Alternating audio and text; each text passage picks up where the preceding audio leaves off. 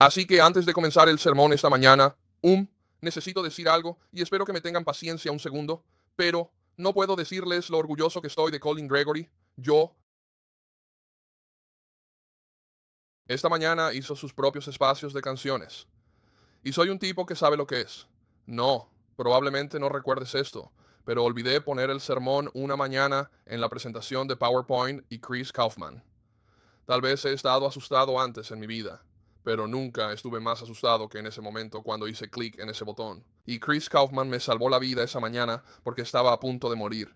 Así que cuando miras a alguien y algo sale mal y no puedes alterarlo, simplemente, no sé, estoy tan orgulloso, no lo puedo soportar.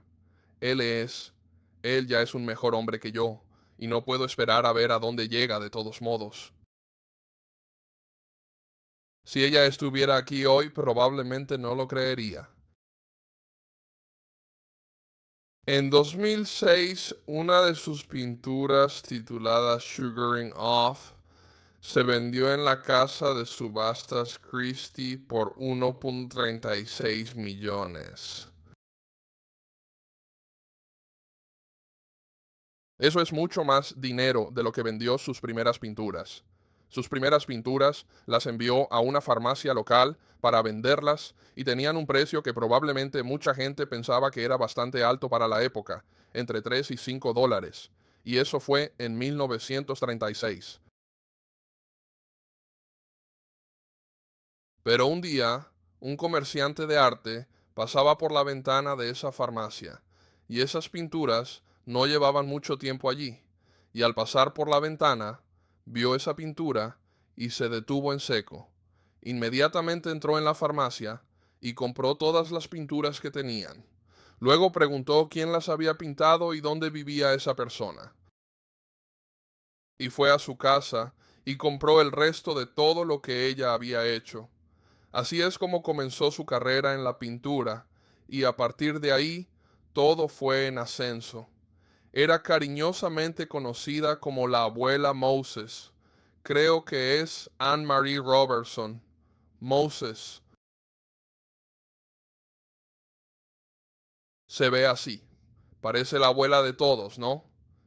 Quiero decir, si te imaginas a la abuela Moses, eso es lo que verías. Pero lo interesante de su carrera artística no es que pintara toda su vida. De hecho, la primera vez que tomó cualquier tipo de material de pintura fue a los 76 años. Y dices, bueno, Dios mío, ¿cómo pudo ella? ¿Cómo pudo hacer pinturas folclóricas americanas que se volvieron tan populares que se vendieron por 1.36 millones? ¿Cómo puedes hacer eso comenzando a los 76 años? Bueno, esa es una buena pregunta. Verás, antes en su vida la abuela Moses, la señora Ann, hacía trabajos de bordado.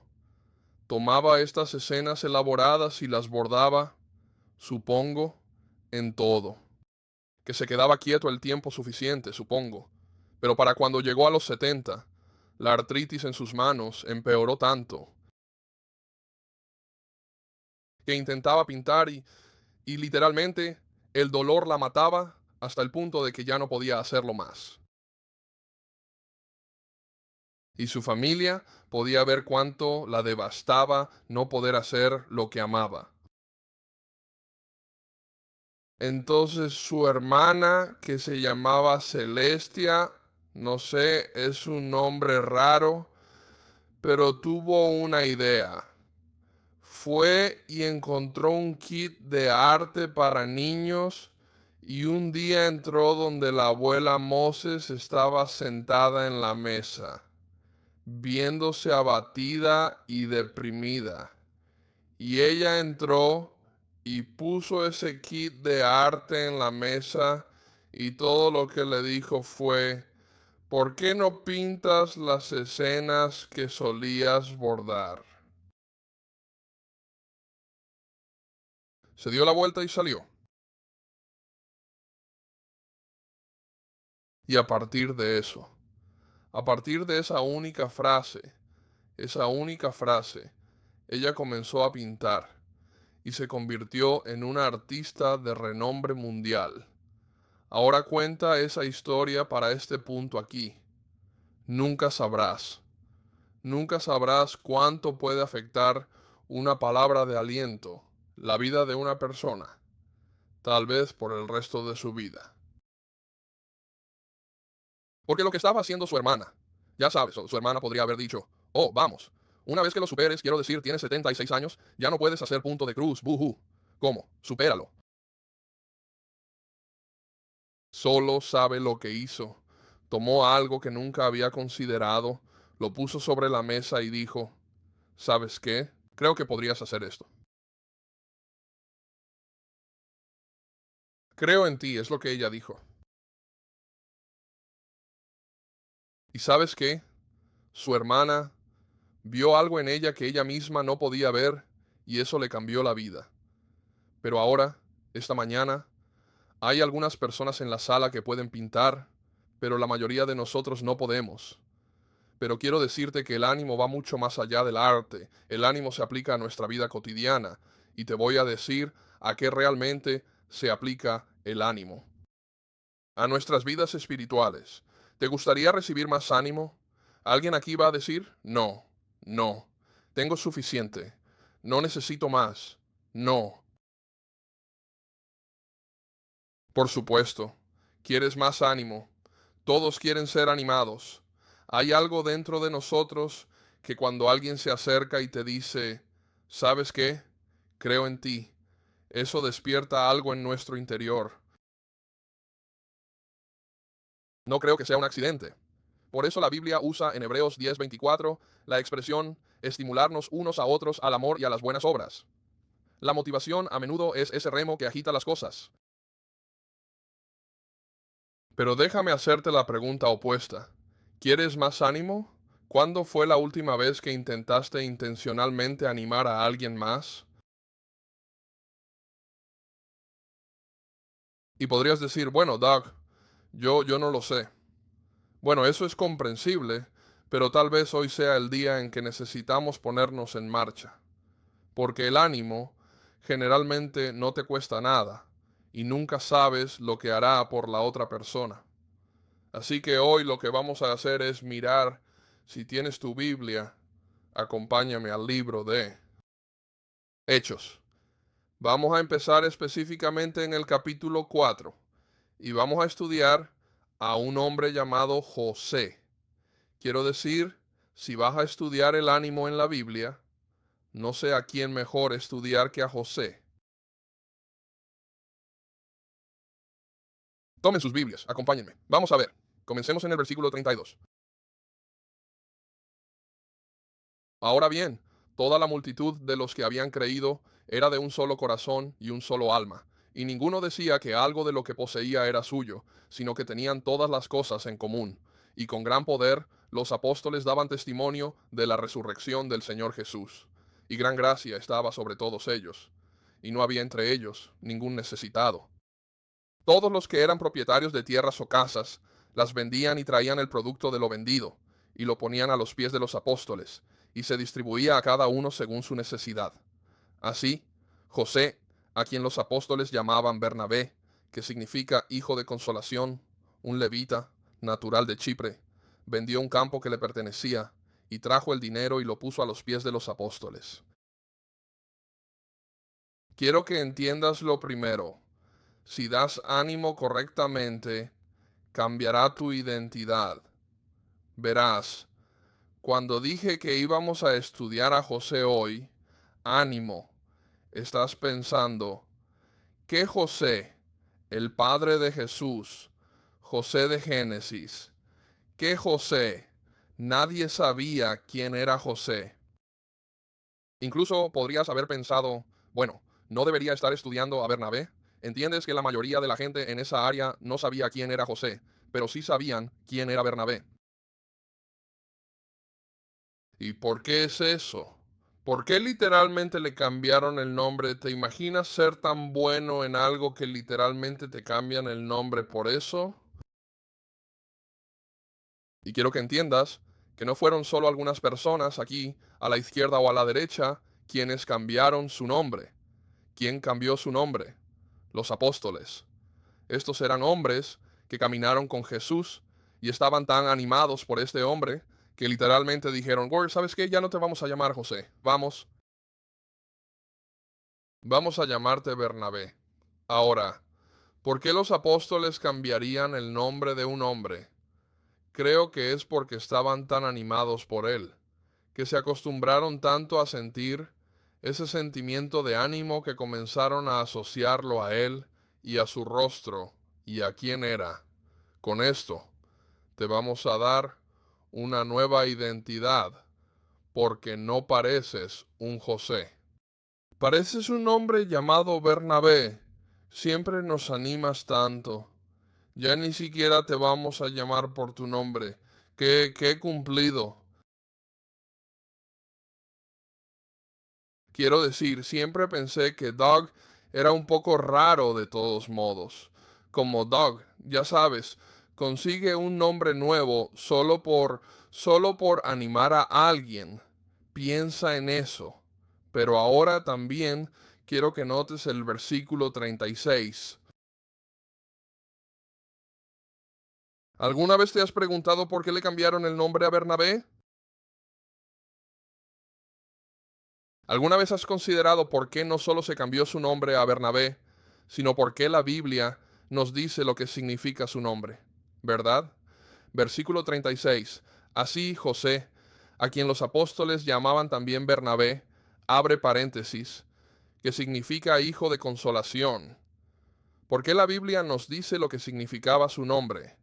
¿Y por qué elegir hijo de consolación? Es un poco, quiero decir, suena como lenguaje bíblico, pero ¿por qué decirlo así? ¿Por qué no llamarlo el alentador? ¿Por qué no llamarlo Señor aliento? ¿Por qué no llamarlo el que alienta?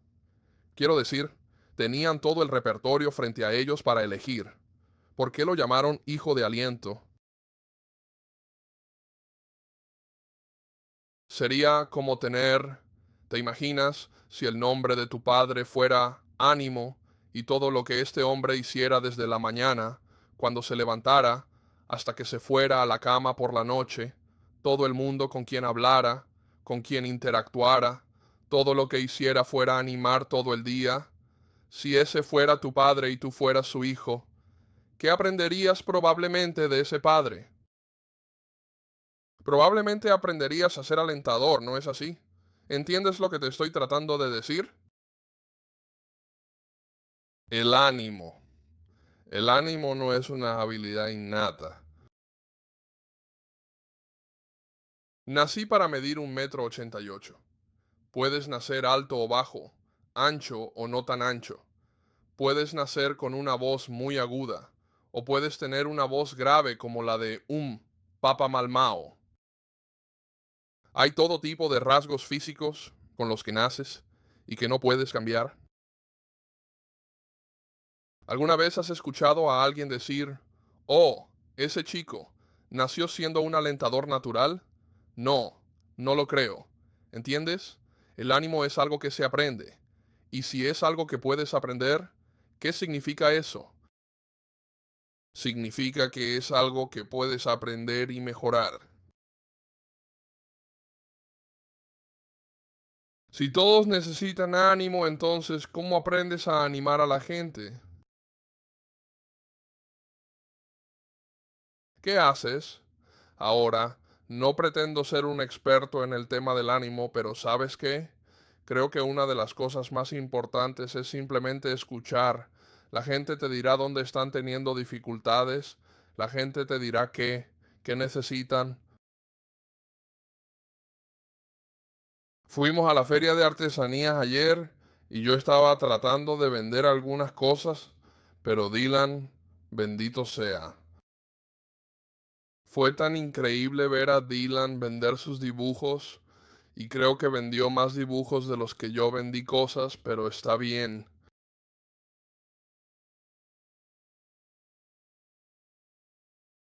Pero había una familia que se acercó y estaban mirando las cosas y sabes, y Buba volteó un dibujo de Bob Esponja y dijeron, oh, nos encanta Bob Esponja. Y yo dije, ahí está, ¿lo entiendes? Él está tratando de pasar las páginas y yo estoy como, wow. Le dije, señora, los dibujos cuestan $5 si le gusta esa imagen de Bob Esponja ahí. Gente, si solo escuchan y prestan atención, la gente les dirá lo que necesitan. Y muchas veces, todo lo que se necesita para animar a alguien es cuando escuchas eso que les falta, puedes simplemente tomarlo. A veces, cuando escucho algo, me envío un mensaje a mí mismo para verificar con él más tarde sobre esto. Muchos de ustedes aquí recientemente les he contado que mi abuelo murió y que mi hermano estaba pasando por una cirugía. ¿Y saben lo que hicieron ese día? Me enviaron un mensaje de texto. Lo recordaron. Y sé que recordar es difícil. Créanme, a mí me cuesta recordar. Pero tenemos estos prácticos dispositivos que llevamos en nuestros bolsillos que son geniales para recordarnos. Muchas veces no se necesita mucho para animar a alguien. Y no quiero que pienses, bueno, esto es una habilidad. ¿Sabes? Yo no soy buen orador, o no soy buen cantante, o no. Es una habilidad que todos pueden aprender. Este podría ser el don espiritual con la barrera de entrada más baja. No lo sé. Espero que entiendas lo que quiero decir con eso, pero solo requiere escuchar y preocuparse. Muchas veces eso es lo que significa el ánimo. Oye, me importas. Y muchas veces miras a alguien y ellos, ya sabes, la gente anda en su propia cabeza todo el tiempo. O piensan esto sobre mí, o piensan aquello sobre mí. Y cuando llega ese mensaje de texto, o esa llamada, o 2 semanas después preguntas, ¿cómo está tu mamá? Alguien sí se preocupa por mí. ¿Ves cómo funciona el ánimo? Muchas veces no te cuesta nada hacerlo. Pero ahora nuestro último pasaje aquí en Hechos capítulo 4. Una vez, todo lo que se necesita son palabras. Entiendo eso, pero a veces se necesita más que palabras. ¿Qué hizo Bernabé? Me parece interesante que de todas estas personas que vendieron las tierras y los ingresos y la liquidación de los apóstoles, ¿por qué nos dice específicamente que Bernabé hizo eso? ¿Por qué fue destacado? Quiero decir, otras personas hicieron lo mismo. Entiendes que a veces el aliento es más que solo palabras. Ahora, las palabras son importantes, pero cuando estás animando a alguien, realmente lo que intentas hacer es desbloquear algo dentro de ellos. Ves algún potencial que tienen y estás tratando de ayudarlos a superar un obstáculo, por así decirlo. Quiero llevarte al siguiente nivel para los jugadores en la sala. Sería como alguien que piensas, bueno, ¿sabes qué? Creo que podrías hacer un buen trabajo cortando el pelo. Y tú dices que no, no creo que pueda cortar el pelo. Sí, creo que harías un buen trabajo cortando el pelo. No, simplemente no creo que pueda. Y tú dices, esto es lo que voy a hacer. Me voy a sentar en esta silla aquí mismo. Y tú me vas a cortar el pelo y cuando termines te voy a dar $15 por ello. Ahora, ¿qué está a punto de pasar? Probablemente te van a rapar. Pero, ¿qué haces cuando pones tu dinero donde pones tus palabras? Y tal vez no sea tu dinero, tal vez sea tu tiempo, tal vez sea tú lo que sea. Pero les estás diciendo, creo en ti, voy a aceptar ese mal corte de pelo y voy a contárselo a todo el mundo. Y años después, cuando alguien le pregunte a esa persona, bueno, ¿cómo empezaste a cortar el pelo? Bueno, había un viejo una vez y, y me pagó. Simplemente no me dejaba en paz. Me pagó para cortarle el pelo. Y vaya, hice el peor trabajo de mi vida. Pero él estaba tan orgulloso de ese corte de pelo. Debió haber visto algo en mí que yo no veía. Eso es lo que es el ánimo. Es desbloquear el potencial en otras personas. Es desbloquear el potencial en otras personas. Piensa en el cuerpo del Señor. Tu cuerpo realiza una serie de funciones. Tu pierna se mueve de una manera. Sabes, con ánimo, podemos hacer que el cuerpo haga más cosas de las que hace hoy. El hueso no tiene que estar conectado al hueso de la pierna. Puede hacer muchas más cosas que eso. Todo lo que tenemos que hacer es alentarlo a que lo haga, piénsalo. Ahora vamos a ver otro pasaje con Bernabé en el capítulo 9. Esto es un poco más adelante en la escena y, por supuesto, en Hechos capítulo 9. El apóstol Pablo o Saulo se convierte en el apóstol Pablo. Básicamente, yo. Y el problema con Saulo es que tiene una mala reputación, y con razón. Estaba encarcelando a cristianos. Sostenía los abrigos de aquellos que mataban a cristianos. Era, era el enemigo número uno. El enemigo público número uno para la iglesia. Pero luego, ¿qué? Bueno, el Señor se le apareció en el camino. Ve a la ciudad, y allí se te dirá lo que debes hacer. Y cuando se le dijo lo que debía hacer para obedecer el Evangelio, lo hizo. Cambió. Si quieres convencer a alguien de algo, el trabajo de venta más difícil que tendrás en tu vida es convencer a alguien de que la persona que solían conocer ha cambiado. Yo lo hago unas cuantas veces, a veces se pone un poco complicado, pero la gente puede cambiar. Bueno, mira lo que pasa aquí en el versículo 22. Pero Saulo se fortalecía cada vez más y confundía a los judíos que vivían en Damasco, demostrando que Jesús era el Cristo. Y cuando pasaron muchos días, los judíos tramaron matarlo, pero su complot se hizo conocido para Saulo. Vigilaban las puertas día y noche para matarlo, pero sus discípulos lo tomaron de noche. Lo bajaron por una abertura en la muralla, descolgándolo en una canasta, y cuando llegó a Jerusalén, intentó unirse a los discípulos, pero todos le tenían miedo, porque no creían que fuera discípulo. Pero Bernabé lo tomó y lo llevó a los apóstoles, y les contó cómo en el camino había visto al Señor que le habló, y cómo en Damasco había predicado con valentía en el nombre de Jesús. A veces tú eres quien anima a una persona. En Hechos 4 todo ese ánimo se dirige a una persona. Sabes, Bernabé toma todo ese dinero y lo pone a los pies de la iglesia, y estaban tan animados por ello que lo escribieron en las escrituras. Pero aquí Bernabé no está animando a Pablo. Está animando a qué para Pablo, literalmente, con su ánimo, está rompiendo una barrera. Pablo quiere venir y reunirse con los santos para adorar a su Dios, y no lo dejan entrar. Y Bernabé mira eso y dice, esto es ridículo. Y francamente, se arriesga por alguien que apenas conoce. Tienen que darle una oportunidad a este tipo. ¿Cómo? ¿Cómo va a entrar Pablo de otra manera? Alguien iba a tener que ir y avalarlo, y tu apoyo puede ser precisamente lo que derribe una barrera para alguien que no puede derribar por sí mismo. Quiero decir, lo hemos visto una y otra vez en nuestro ministerio aquí en el último año. Oye, necesitas darle una oportunidad a esta persona. Te harán bien. Bueno, no, no, no, no, no. Han cambiado. No entiendes quiénes son ahora. Es como usar tu reputación por alguien más.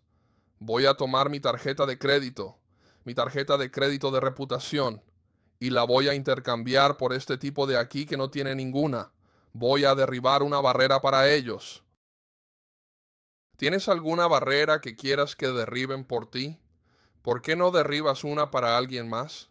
Puede que no te lleve ni 5 minutos levantar el teléfono y llamar a alguien para mover una montaña por otra persona que no puede moverla. Y lo entiendo. Eso es arriesgado. Te estás exponiendo. ¿Qué pasa si la persona no lo hace? Si lo estás haciendo por el Señor, importa. ¿Acaso el Señor no se arriesgó por nosotros? Se expuso por completo, permitió que le azotaran la espalda y lo clavaran en una cruz, y literalmente murió para ponerse en nuestro lugar. Entonces tal vez podamos animar a alguien más cuando tengamos la oportunidad y entiendo que no tenemos la capacidad para cada situación. Creo que por eso es un cuerpo. No siempre necesitas un pie, a veces necesitas una mano, ¿verdad? Todas estas personas, si miras alrededor de la sala esta mañana, con todas las habilidades, talentos, capacidades, relaciones y conexiones que están aquí, es increíble.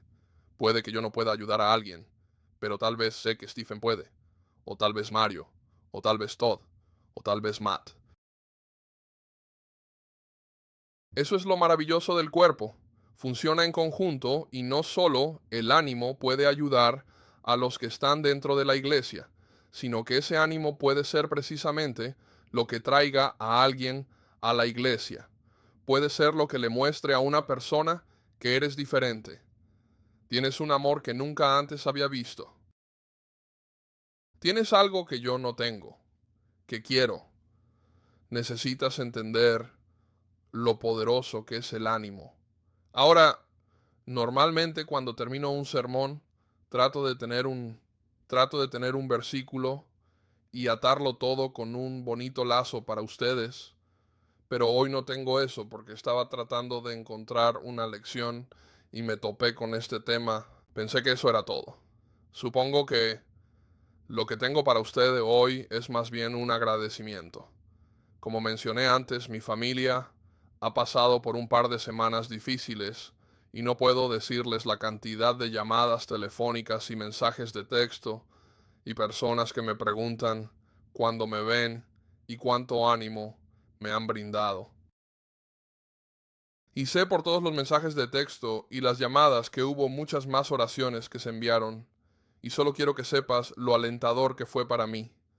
Gracias, y espero hacer un buen trabajo alentándote, pero no me digas que lo arreglaré, porque eso es lo que quiero que hagas.